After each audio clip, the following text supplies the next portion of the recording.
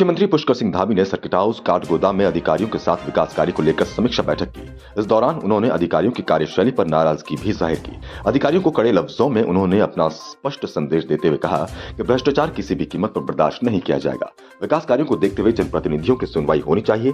हर कार्य में गुणवत्ता लाने की जरूरत है। जनहित से जुड़े मुद्दों को प्राथमिकता के साथ अधिकारी समय से पूरा करें। उन्होंने वन विभाग, पीडब्ल्यूडी, परिवहन विभाग, सिंचाई समेत तमाम विभाग के अधिकारियों को स्पष्ट संदेश दिया कि वो कार्य को समय पर पूरा करें। जो भी लटके हुए कार्य हैं उनमें तेजी लाएं।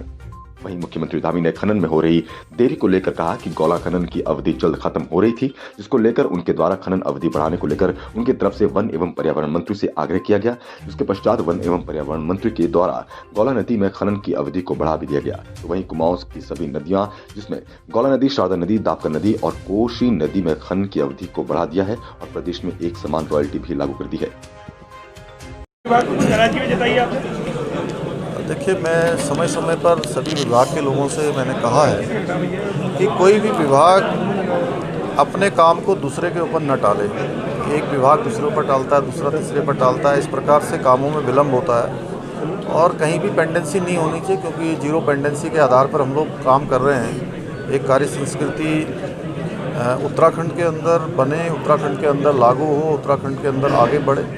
इसके लिए मैंने जितने भी विभाग यहाँ पर आए थे, जो पिछली बार की समीक्षा जो हुई थी उस समीक्षा में बात करी है। दूसरा, हमने कहा है कि समय समय पर कुछ इस प्रकार की बातें आती हैं कि कुछ भ्रष्टाचार के कारण से भी कई जगह पर काम होने में दिक्कत होती है। इस प्रकार की शिकायत नहीं आनी चाहिए। इस पर बिल्कुल 1% का भी जीरो टॉलरेंस के आधार पर हम लोग काम कर रहे हैं। तो पारदर्शिता नीचे तक दिखाई देनी चाहिए। उसमें कहीं भी कोई दोषी पाया जाएगा तो जो 1064 हमने नंबर जारी किया हुआ है उसको और हम सशक्त बनाएंगे और उस पर मजबूती से काम करेंगे। जनप्रतिनिधियों के सामाजिक क्षेत्र में काम करने वाले लोगों को हमारे शासन के लोग, प्रशासन के लोग अत्यधिक गंभीरता से लें और उनकी बातों को गंभीरता से लेकर जो भी दूरभाष इत्यादि हैं उस पर भी उनका सकारात्मक रूप से जवाब होना चाहिए, सकारात्मक रिस्पांस होना चाहिए। सबसे पहले तो मैं भारत सरकार के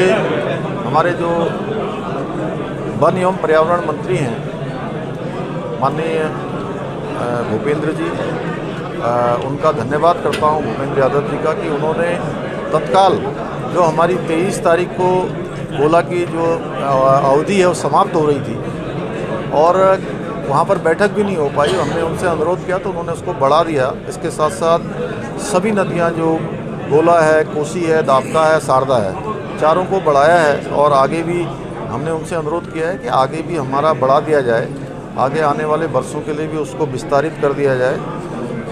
और साथ ही एक रॉयल्टी का मामला जो लंबे समय से चल रहा था, जो मैं समझता हूँ कि काफ़ी पहले से लोगों की मांग रही है, उस मामले में भी एक समान रॉयल्टी का आदेश हमने किया है। हमारी कैबिनेट ने इस पर फैसला लिया है। हमारा प्रयास होगा, क्योंकि इसमें खनन जो हमारा यहाँ का व्यवसाय भी है और हज़ारों लोगों को कहीं न कहीं रोज़गार देने का काम करता है हमारी सरकार, और हम चाहते हैं कि उन सब खनन से लगे हुए लोगों को रोज़गार हो।